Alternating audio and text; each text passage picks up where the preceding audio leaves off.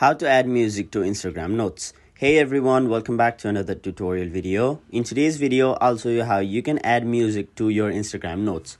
So Instagram just released a new feature where you can add music to your Instagram Notes. So as you can see, all of these people have added music to their Instagram Notes. So in this video, I'll show you how you can do that as well.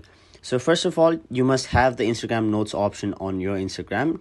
Now, if you don't have the option, simply go to your app store or play store and simply update your Instagram app. Now, once your app has been updated, you will definitely get the Instagram Notes option.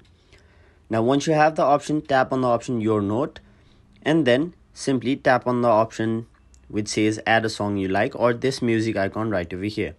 Now, once you've done that, you can simply search for a music. So these are all of the recommendations over here. So for now, I'll simply choose this song right over here.